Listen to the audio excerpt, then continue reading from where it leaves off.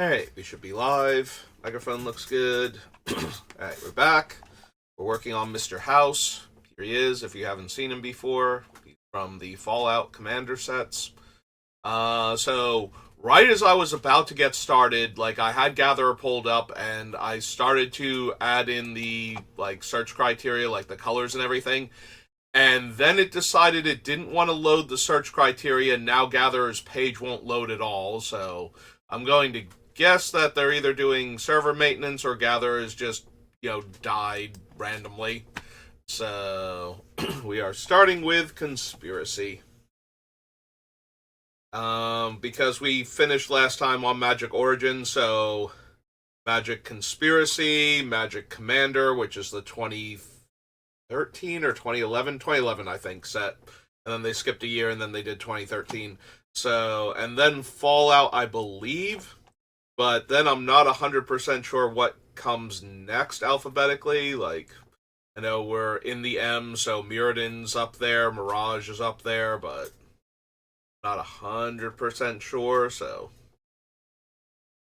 I forget. Does Conspiracy do the set number thing? If I do that, I get all the conspiracies first and all the unique cards? Okay, good, because that's what I would prefer. So we go past all the conspiracies. Brago's representative. No. Enters the battlefield, votes for colors, gains protection from each color with the most votes or tied for the most votes. No. Council's Judgment, not as good in multiplayer where, everybody can gang up on you, or two other people can decide they hate something different than the thing you wanted to get rid of, and the person who controls the thing that they want to get rid of didn't vote for their own thing, so. But they might not vote for the same thing I voted for to make sure it's a tie and both things get exiled.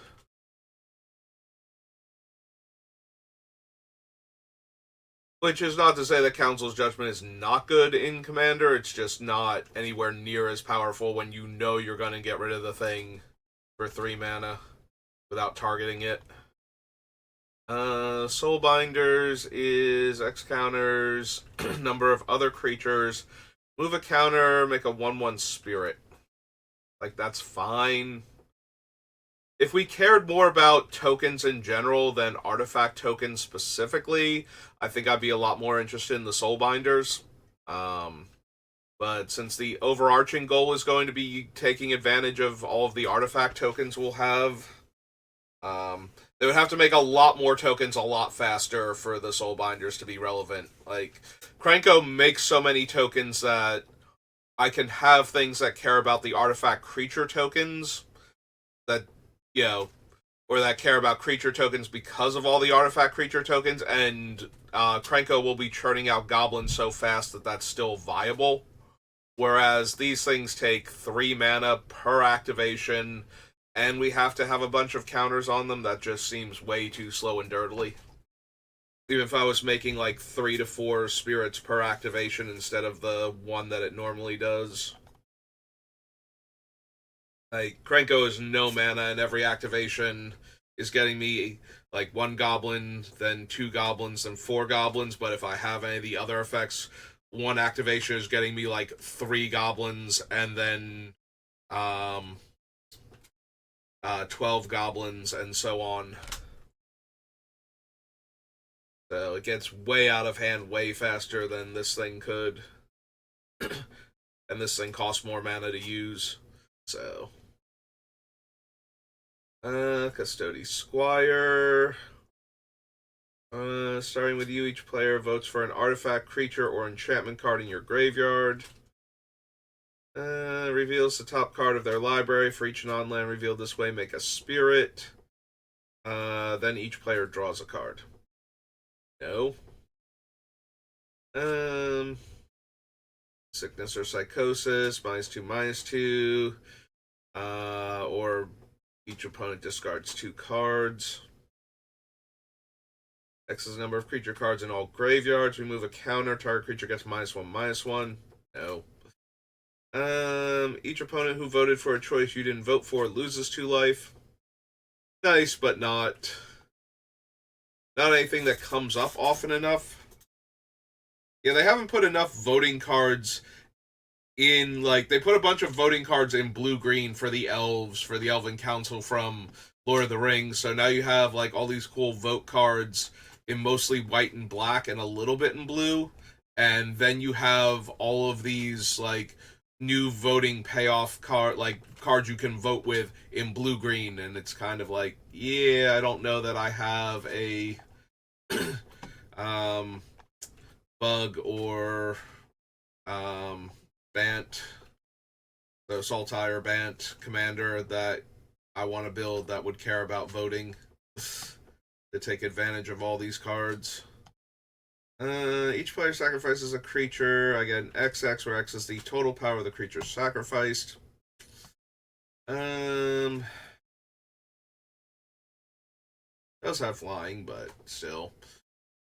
Death or Torture. Death gets more votes. Sacrifice a creature. Torture gets more votes. Each opponent loses 4 life. Dethrone. First Strike and Dethrone. 4/4 red ogre creature. Then we each choose things the other players control and kill them. Enters the battlefield with X counters, where X is the number of tapped lands. Remove a 1/1 counter from Ignition Team. Target land becomes a 4/4 elemental creature until end of turn. Scourge of the Throne.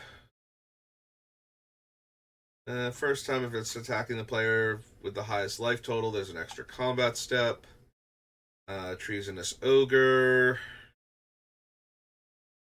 1 tap, make a 1/1 colorless construct with Defender. Sacrifice a creature with Defender, deal 1 damage to target creature or player. It's not quite good enough. Then we have Grenzo, who's fine, but not anything we're focused on. Yeah, we don't need Magister of Worth, Living Death, or Wrath of God.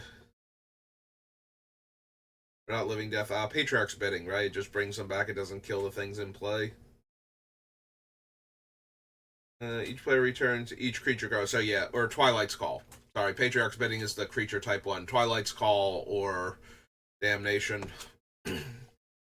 Make it both the black cards that do the things. Don't need the Canal Dredger, Coercive Portal. Only do things in draft, really. I mean, yeah, it's a 3-mana 2/1 flyer, but that's not really anything anybody cares about. Some of them do even less. Yeah, the only ones that really do anything besides be draft relevant are like the Canal Dredger and the Deal Broker. And the Deal Broker is a tiny bit interesting because it's a 3-mana 2/3 looter in a colorless card. So anybody who would like a looting effect in like their black-red deck, like they would prefer a looting effect over a rummaging effect in like a black-red reanimator or something, or a black-green reanimator, might actually care about that card. So, alright, so that was Conspiracy. So we also need to do so Commander was next. Or Commander, then Conspiracy, then I believe Magic Fallout. So I believe that one was next. I'm sorry if you can hear the dripping in the background. The room that I have my computer in, the back's, like the side further away from the computer, leaks when it rains, and it's been pouring rain for like a day and a half now. So, it did not leak yesterday, but it's finally started leaking again today, which, you know, I'll take what I can get, but it's still disappointing that it decided to start leaking after it wasn't for so long, so, while it was pouring rain the entire time. Alright. So, whenever you attack, you may sacrifice another creature. When you do, choose 2. So I don't have to attack with Caesar in order to do this. Create 2 soldier tokens that are tapped and attacking.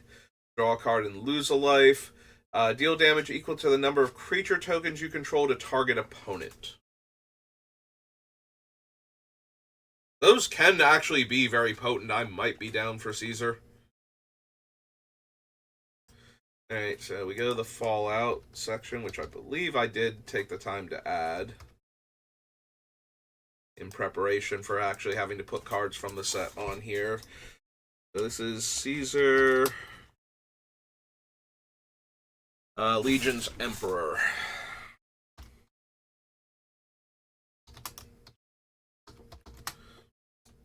He is 1 white, red, black. Human soldier 4/4.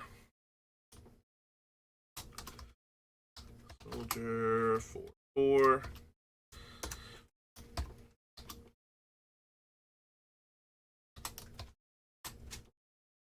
Of course, we have Mr. House.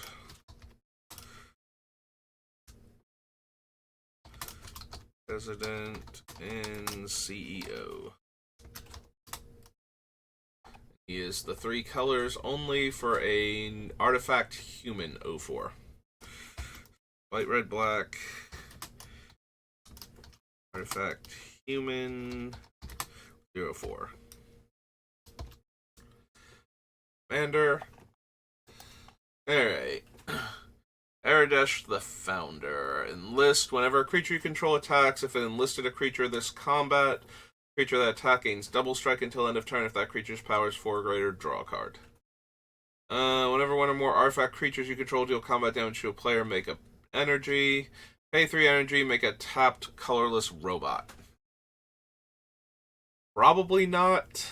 Like, we have, what's its name? The Aetherworks Marvel on the list, but I don't think, like, in order to get 3 energy a turn, we have to hit 3 players with combat damage, with artifact creatures specifically, and I think that's asking too much overall. So we would need other energy production, and I don't want to focus on that. I want to focus on Mr. House and his dice rolling shenanigans and his pile of tokens. So, battle at Hoover Dam enters the battlefield. Choose beginning of your end step. Return target creature card with mana value 3 or less from your graveyard to the battlefield with a finality counter on it. Whenever a creature you control dies, put 2 1/1 counters on target creature you control. Brotherhood Outcast enters the battlefield. Target aura or equipment, put a shield counter.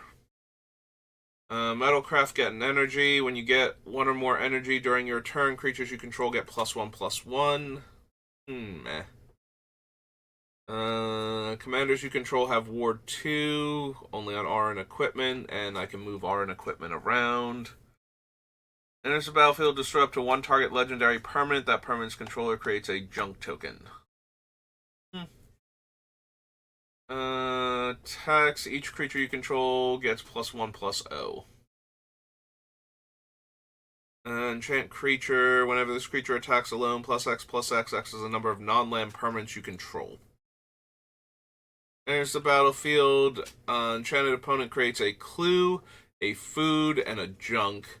At the beginning of combat on enchanted opponent's turn, that player may pay 1 for each artifact they control. If they don't, creatures can't attack this combat. I think that's funny, but I don't think it's particularly good.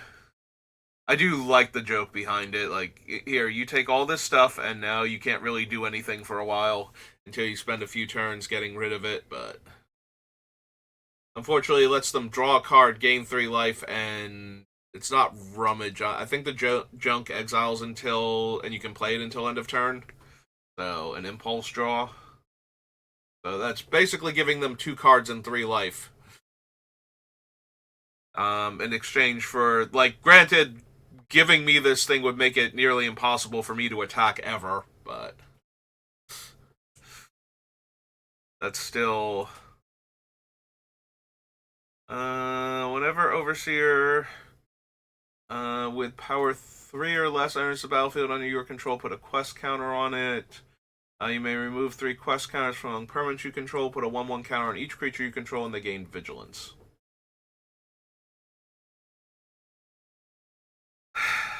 I don't think so. Like, we can make 3/3 robots. We can make potentially a lot of 3/3 robots in a turn, so it would not be unreasonable to get her all of her quest counters that she would need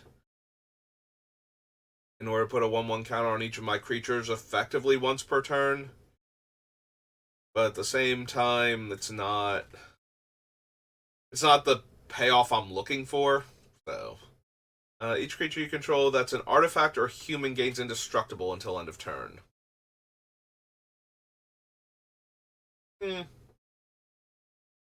Like, it's fine. Again, I don't think we need it.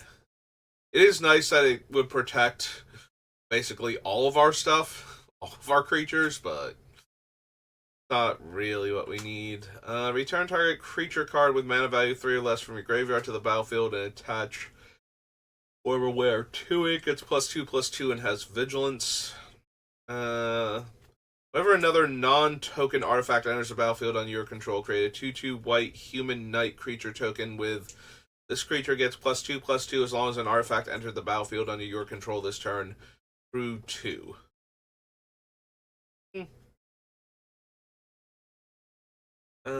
Squad 3, Vigilance. Whenever a creature token enters the battlefield under your control, put a 1/1 counter on it.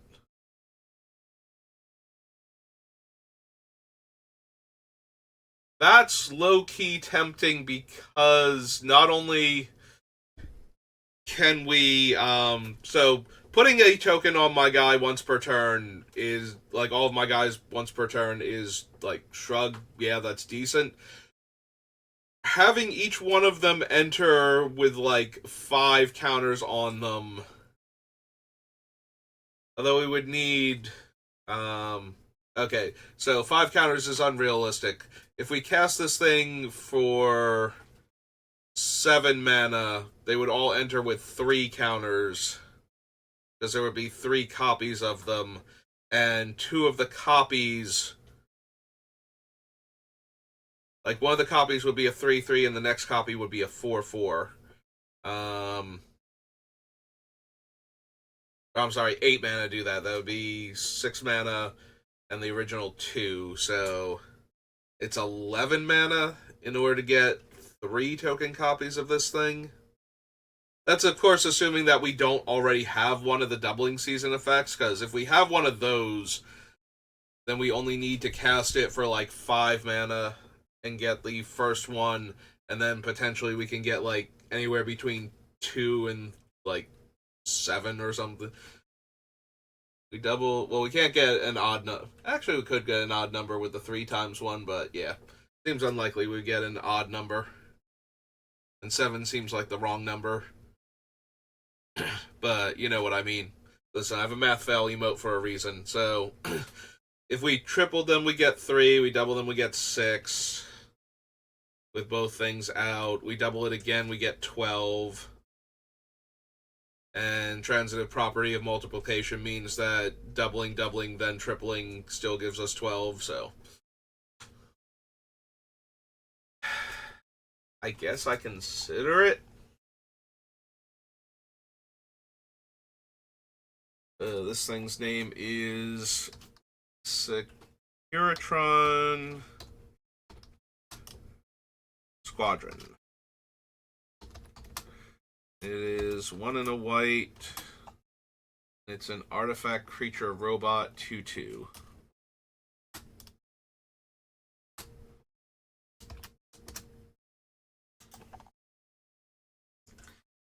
Spell costs 1 less for each creature attacking you. Enters the battlefield, get an energy for each creature attacking you. Beginning of combat on your turn, pay 3 energy. Put a 1/1 counter on each creature you control.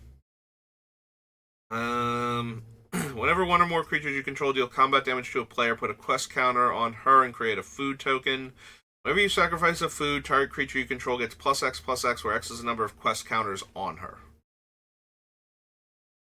For each player, exile up to 1 other target enchantment or creature that player controls until Vault 13 leaves the battlefield. Gain 2 life and scry 2. Return 2 cards exiled with Vault 13 to the battlefield under their owner's control and put the rest on the bottom of their owner's library. So, in a heads-up game, you just give the cards back, but in a multiplayer game, you get yours back. You have to give somebody their thing back, but any of the other players involved never get their things again. Exile all creatures with power 4 or greater. Put a 1/1 counter on each creature you control. Technically works with what I'm doing, but since I have a 0/4 commander and a bunch of 3/3 robots, but I'm probably going to buff up the 3/3 robots. Create a 1/1 human soldier creature token and a food token. Put an R or equipment from your hand or graveyard onto the battlefield. May attach it to a creature I control. Target opponent gains control of Yes Man. When they do, you draw 2 cards and put a quest counter on Yes Man. Activate only during your turn. Yes Man leaves the battlefield. Its owner creates a tapped 1/1 white soldier creature token for each quest counter on it. Enters the battlefield with 5 1/1 counters on it. If damage would be dealt to Bloatfly Swarm while it has a 1/1 counter on it, prevent that damage. Move that many 1/1 counters from it, then give a player a rad counter for each 1/1 counter removed. I think so. Menace. Whenever Butch attacks, gets 1/1 until end of turn for each other rogue and or snake you control. Put a menace counter on another target creature. It becomes a rogue. Menace. Whenever another creature you control dies, put a 1/1 counter on Feral Ghoul. Feral Ghoul dies. Each opponent gets a number of rad counters equal to its power. So rad counters are you mill that many cards and land gets rid of the rad counters, non-land makes you lose life, or is it the other way around? I genuinely forget how rad counters work, and none of the cards with rad counters on them directly explain that, so they just keep reminding you that they have that thing going on. Maybe if I could look at the actually, if we pull them up, will we get the thing? Let's see. Rad counters are a kind of counter that a player may have. They're not associated with any specific permanent. Keep track of how many rad counters each player has. Potential ways to track this includes writing them down or using dice. But any method that is clear and mutually agreeable is fine. Don't go away as steps or phases or turns end. They only go away when effect instructs players to remove rad counters from themselves. There's an inherent triggered ability associated with having a rad counter. This triggered ability has no source and it's controlled by the active player. The full text of this ability is at the beginning of the pre-combat main phase of a player with rad counters, that player mills cards equal to the number of rad counters they have. For each non-land milled this way, they lose a life and okay, so lands don't count either way. You don't lose life and you don't lose counters, but each non-land causes you to lose a life and then removes the counter. Okay. So that is the actual game text for rad counters. So yeah, I don't really care about forcing opponents to mill.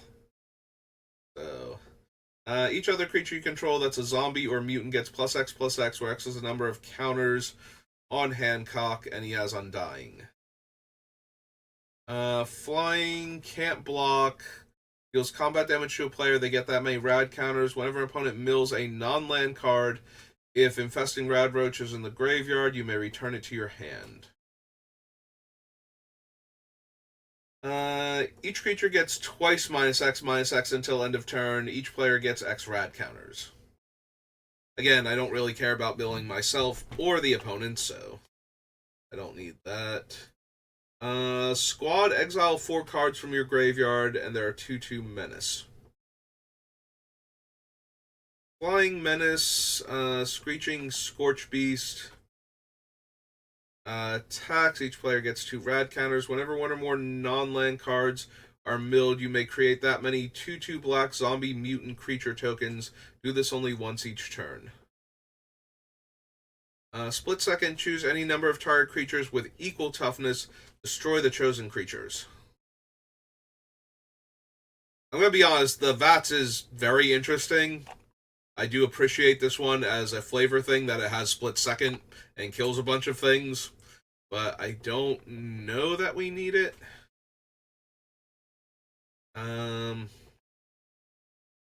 Like, I don't know that this would be better than, say, um, something that kills small creatures or big creatures only. Um, because the only upside to this is that I can destroy a whole bunch of, like, I can destroy any number of target creatures with the same toughness. So I don't have to destroy all of my 3 toughness robots if I want to kill a bunch of random 3 toughness creatures that all happen to be in play at the same time. So in that way, it's helpful because it can get around blowing up my own stuff. But um, for right now, plus we have so many different Wrath variants to work with. We are in all 3 colors of Wrath, so we get to kill everything. We even have like the stupid ultimatum that kills everything, every non-land permanent we don't control. So I think we have enough Wrath variants. Each player gets 3 rad counters. Create X22 zombies, where X is the number of rad counters among players. Put 2 1/1 counters on each creature you control that's a zombie or a mutant. Squad 2 enters the battlefield. Each player sacrifices a creature. It's alright. Gets +2/+2 and is goaded. When enchanted creature attacks, defending player gets 2 rad counters. Assaultron. Right? Yeah, Assaultron. Enters the battlefield, you get 2 energy. Whenever an artifact creature you control attacks, you may pay an energy. If you do, put your choice of a +1/+1 first strike or trample counter on the creature. But aside from Aetherworks Marvel, I'm not putting the other energy card in to make this energy card better either. Like, we would need something spectacular that works with energy similar to Marvel that just generates a ton of it. Red and 4 improvise, so we can pay by tapping our artifacts. 5 damage to any target. If excess damage was dealt to a permanent this way, create that many tap treasure tokens. So it kills like a medium-sized creature and maybe gives me a treasure token. Like, that's okay. That's not the best though. Deals combat damage to a player. Create a junk token. So junk is tap, sacrifice this artifact, top card of your library. You may play that card this turn. Activate only as a sorcery. Yeah, don't really need that. Hunters for Hire. Creature you control deals combat damage to a player. Put a quest counter on it. Move a quest counter from a permanent you control. Create a junk token. Eh. Um, the spell costs 3 less if a creature died this turn, so it's red and 1. Enters the battlefield. Untap each creature you control. If it's your main phase, there's an additional combat phase after this phase. Enchanted creature gets +2/+2 and has haste. Ian the Reckless attacks. If it's modified, you may have it deal damage equal to its power to you and any target. Alright, I'm going to need to take a moment, so I will be right back. Sorry about that.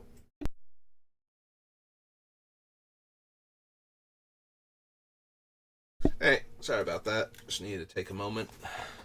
Try and remember to edit that out. Actually, we're at 31:51. Real quick.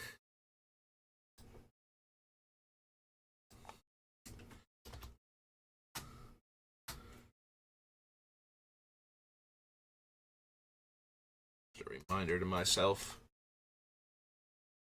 We jump back down to the Fallout section. That way, maybe I'll have edited this out. So if there was a quick edit, I remembered, and if there wasn't a quick edit, then there was a whole bunch of dead air followed by me trying to remind myself to do this that I completely forgot about. And I am sorry. There's a battlefield, create a junk token. 3, sacrifice another artifact, double equip creature's power until end of turn, equips for 1.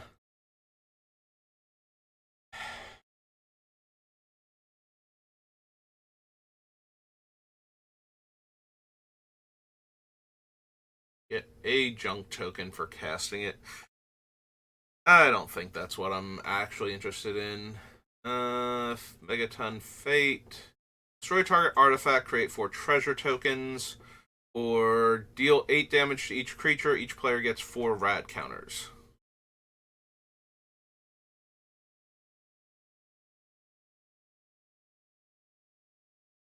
Enters the battlefield. Choose target opponent. You get an amount of energy equal to the number of non-basic lands they control.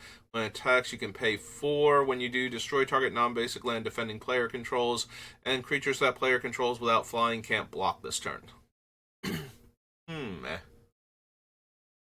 Flash enters the battlefield. For each graveyard with an instant or sorcery in it, exile target instant or sorcery card from that graveyard. If 2 or more cards are exiled this way, choose one of them at random and copy it. You may cast the copy without paying its mana cost. It's +1/+1. Whenever it attacks, you get 2 energy. Pay 2 energy. Target creature that's blocking equipped creature. Flip a coin. If you win, exile the chosen creature. Otherwise, deals 1 damage to it. 3/2/2 for a squad 2. Enters the battlefield, destroy up to 1 target artifact. No. 3/2 first strike. At end of combat on your turn, if you attack this turn, create a junk token for each opponent you attacked. Whenever you sacrifice a junk, get a red.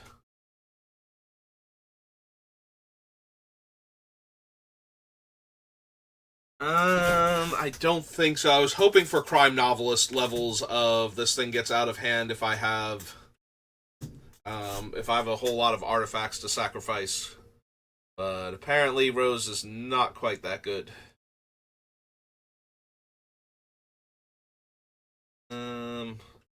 She's still not terrible. Like, the getting extra mana to use with the junk when you activate it is not the worst in the world. But I think we can do better. Will kill Disciple. Squad 1 and discard a card. Okay, never mind. I'm less interested in this thing now. With its dies, get a junk token. Attacks, exile the top card of your library. You get 2 energy. Exile the top card of your library. Oh, you may get 2 energy. If you don't, you may play that card this turn. Tap, pay 3 energy, deals 3 damage to any target. Discard a card, then draw a card twice. Deal up to 5 non-land cards from your hand. For each of those cards that has the same mana value as another card revealed this way, create a treasure token.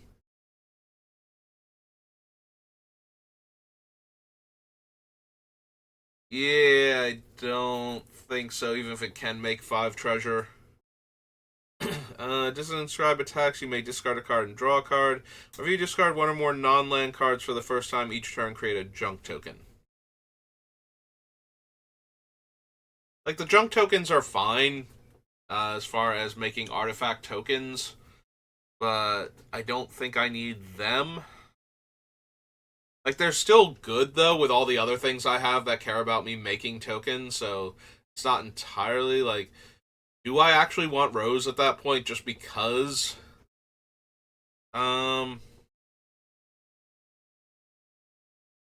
She does have to survive, is the thing. Like, she has to survive. The other creatures don't. But as long as she's present, right? I don't think her raid is a like delayed trigger, right? There's only that you attack with at least 1 creature this turn. It doesn't matter whether or not that creature or creatures are still on the battlefield, whether or not players are permanents. Triggers when you sacrifice a junk. You can't sacrifice a junk token to pay multiple costs.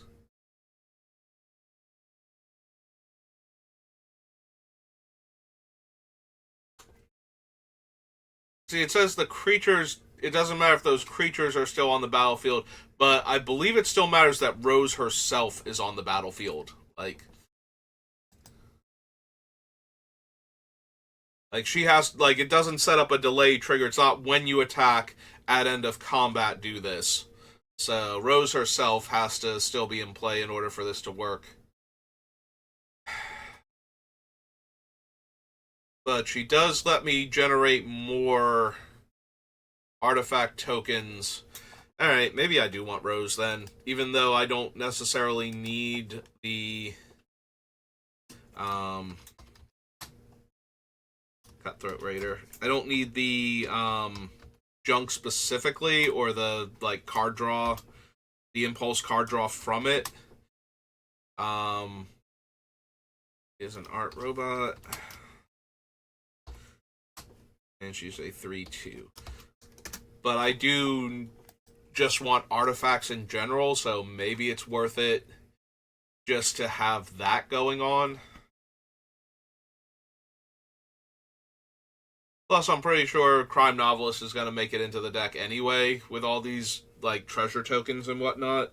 So, having the Crime Novelist add red when I sacrifice the junk and Rose add red when I sacrifice the junk means that we're getting 2 mana. And if we exile a card we don't care about, then we're ramping. If we exile a card we do care about, we can probably cast it.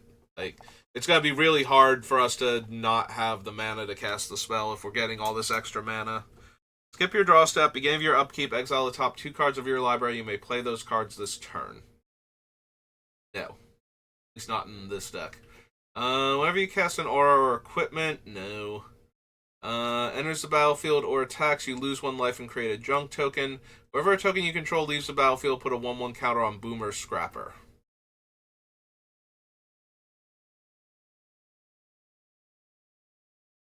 Is that good enough? Second.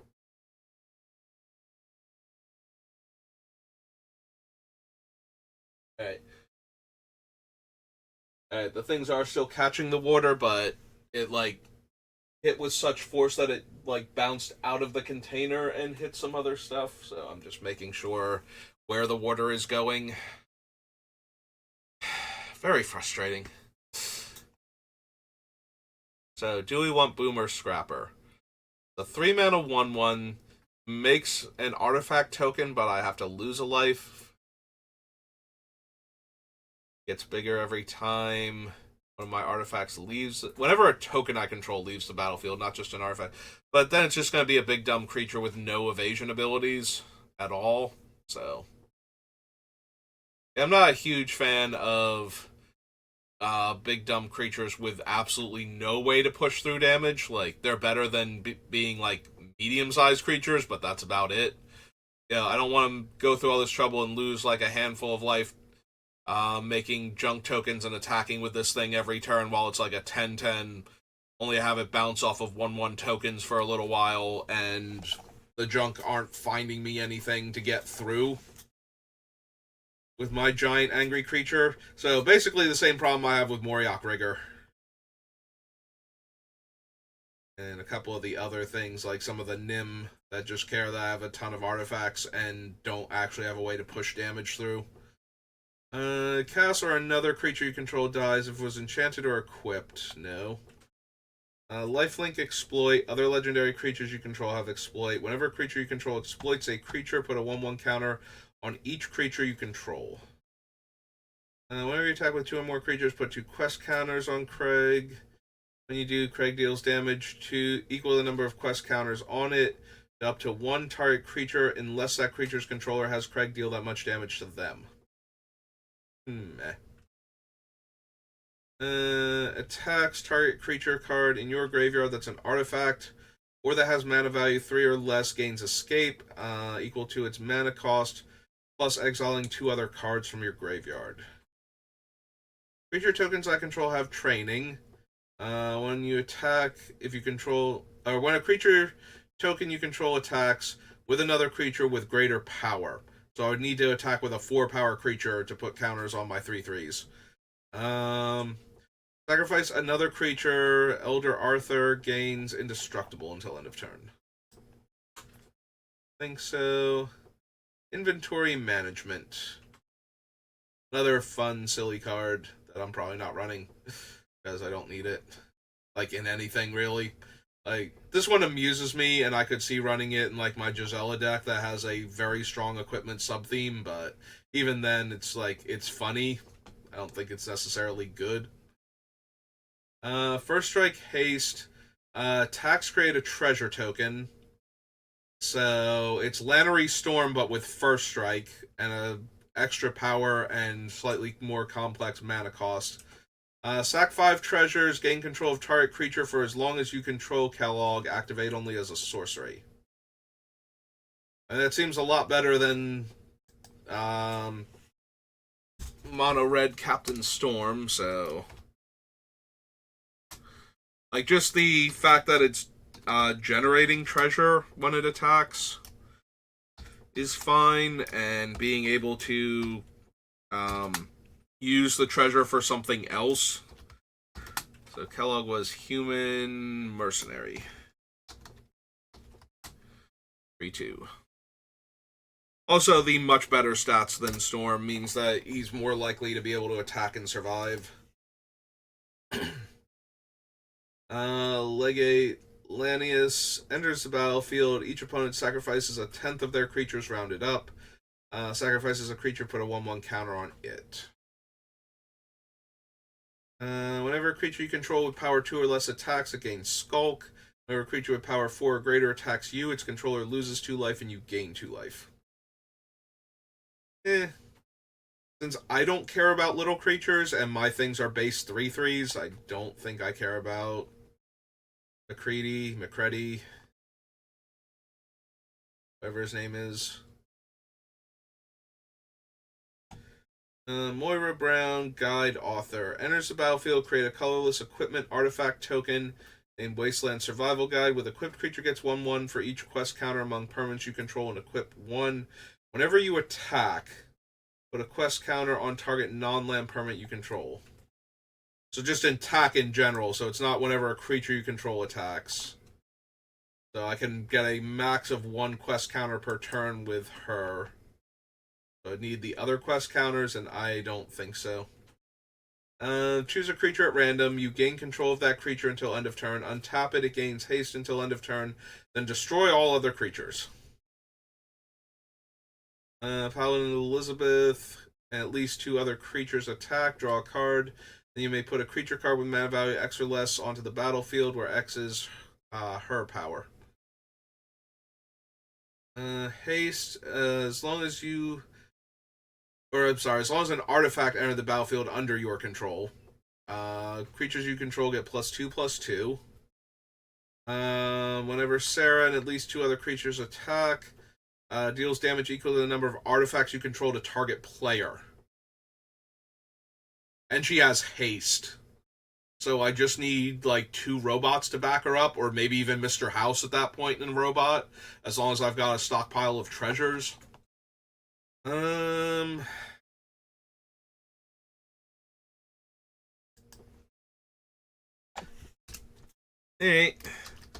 Sentinel. Sarah. Lions. Is 3 red, white. Human soldier. Human knight. 4/4. Alright.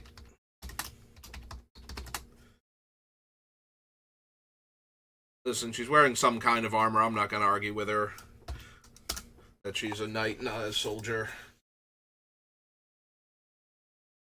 Whenever you attack, you may pay 2 and sacrifice an aura attached to 3 dog. When you sacrifice an aura this way, yeah. For each opponent, create a 1/1 white human soldier creature token. Each player secretly votes for up to 1 creature, then those votes are revealed. If no creature got votes, each player secretly votes for up to 1 creature. Then those votes are revealed. If a creature got vote, or if no creature got votes, each player draws a card. Otherwise, destroy each creature with the most votes or tied for the most votes. Okay, so if everybody abstains, then this thing continues, and we all get to draw a card. But if anybody votes for anything, the thing with the most votes dies.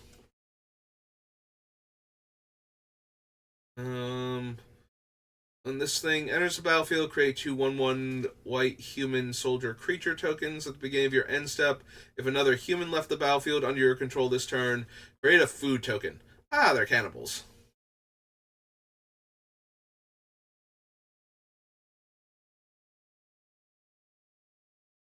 Alright.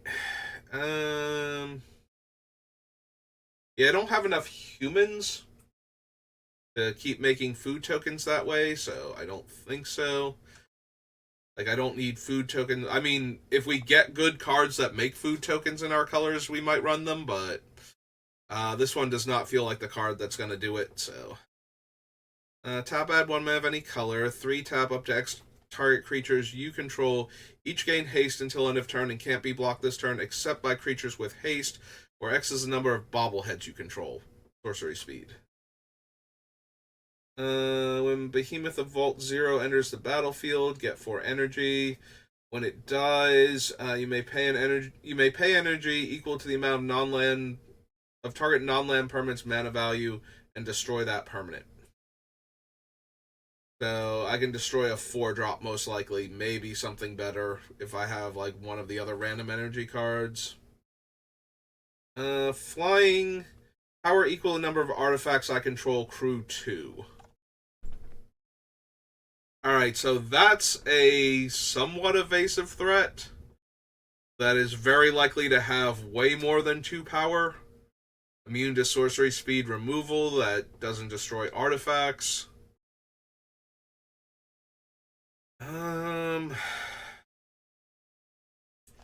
Maybe then.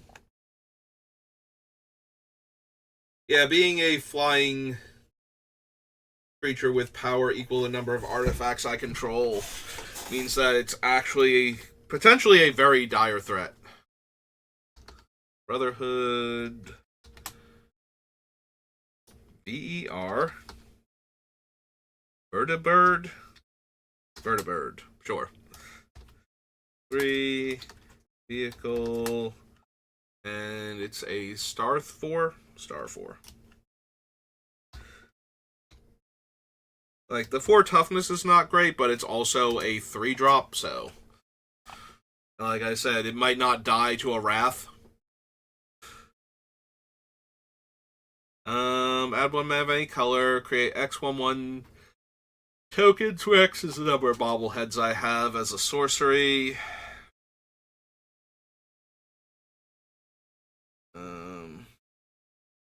If the number of attacking creatures is greater than the number of quest counters on it, put a quest counter on it, sacrifice it, draw a card, then draw an additional card for each quest counter on it.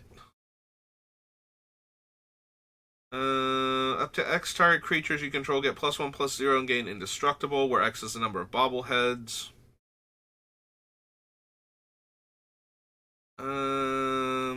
Exile the top 2 cards of your library face down. 1 tap.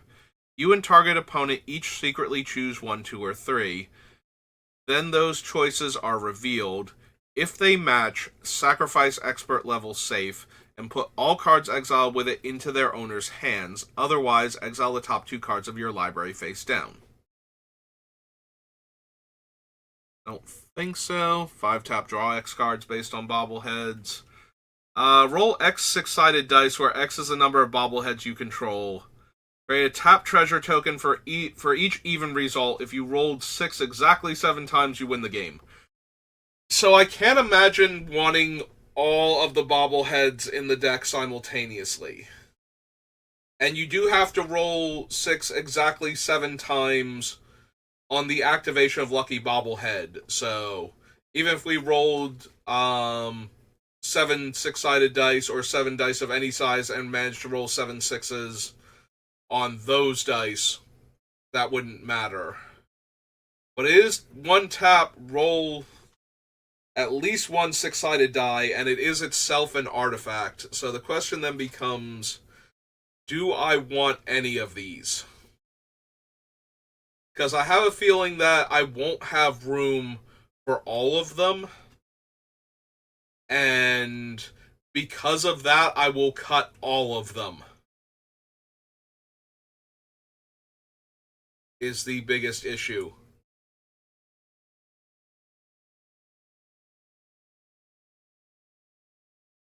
Because by itself, it is 1 tap, roll a 6-sided die, and if it's even, make a treasure. So that means that I get to roll a 6-sided die. If it's a 4 or a 6, If it's a 4, I get a robot and a treasure because of Mr. House and its own effect. If it's a 6, I get a robot and 2 treasures. And if it's a 5, I just get a robot. If it's 1, 2, or 3, I don't get anything for having activated it. I get the privilege of having rolled a 6-sided die.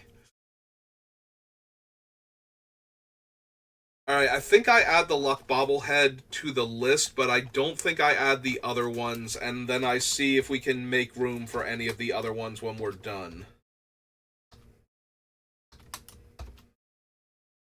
3 for an art hub.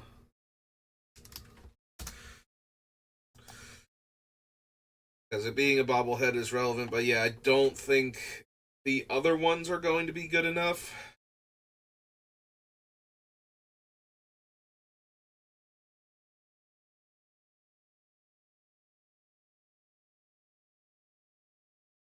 Alright. I was looking at the perception one since it's directly under it. Like, I can't imagine wanting that one, for example.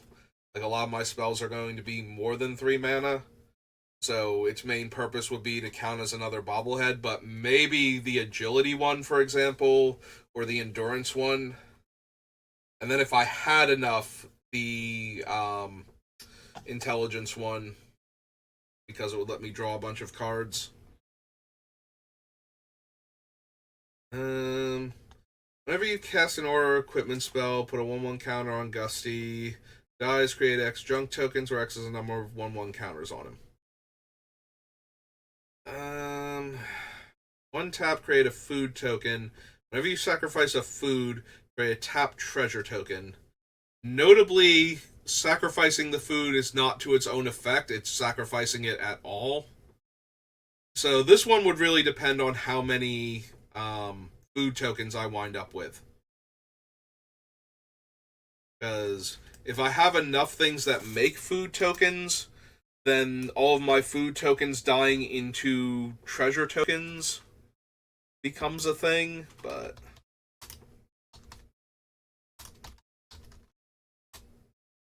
this is a 3-drop artifact. Yeah, this is one of the ones that'll be really easy to cut if we don't wind up with enough food. Like, it making a food by itself is not good enough, I don't think. Even though it's basically 1 tap, make an artifact every turn, we can actually be doing better, even when we have the other things going on, where we might, like, 1 tap, make, like 6 or 12 or some number of food tokens, and then each one of them dying would give us that many treasure tokens. +3/+0 and has Intimidate. Whenever equipped creature attacks until end of turn defending until end of defending player's next turn. That player gets 2 rad counters whenever they cast a spell. Equips for 3. Nope. Yeah, don't need the perception one. Strength is put X/1/1 counters on target creature, where X is a number of bobbleheads I control as a sorcery. Yeah, buffing up one of my guys with like anywhere between 1 and 5 counters is not good enough. I don't think I want that one either. Whenever equipped creature attacks, choose 1. Draw and discard. 1/1 counter on the creature. Untap up to 2 target lands. Nope. When Recon Craft enters the battlefield, create a 0/0 blue alien token, put a 1/1 counter on it. Whenever it attacks... Oh, enters the battlefield, makes the token. Attacks, I proliferate. Don't think so. Enters the battlefield, attach to target creature you control. That creature gains Shroud until end of turn. Equipped creature can't be blocked. And it equips for 3, but it flashes in and attaches for free for 2. Yeah, probably not. 1 tap, choose one that hasn't been chosen. Draw a card. Create a food token. Target player loses all rad counters, sacrifice medkit. So, 1 tap, draw a card. Then 1 tap, make a food. Then if somebody actually has the rad counter stuff, we can use it to get rid of them. Or we can use it to get rid of them early, because we picked up a whole bunch of them, but that's all it ever does then. Enters the battlefield, get 2 energy. Equipped creature gets +3/+3 and doesn't untap. You may pay an energy. If you do untap equipped creature, then put your choice of a menace, trample, or lifelink counter on it. So once its energy is spent, I would have to spend the 3 mana moving it around in order to keep attacking with the creatures, and only the ones that had it when I had energy get counters. Enters the battlefield with a shield counter on it. Tap add colorless. Tap move a shield counter onto target creature. Activate only if 2 or more creatures entered the battlefield under your control this turn. I don't think I want a colorless land. Tap get a colorless, 1 tap get an energy, 3 tap pay X energy, sacrifice this, destroy target non-land permanent with mana value X, only as a sorcery. Yeah, I would need more, like, energy counters matter things, so that way I could both power them with this and potentially have the energy to activate it to destroy something, like, when needed. So, Junktown, create 3 junk tokens. If you do, you get 2 rad counters. Tap add colorless, 5 tap draw a card. This ability costs 1 less to activate for each rad counter you have. They have it enter the battlefield tapped. If you do, you get 2 rad counters. So you wouldn't get the discount or the ability to draw with it at all until a subsequent turn.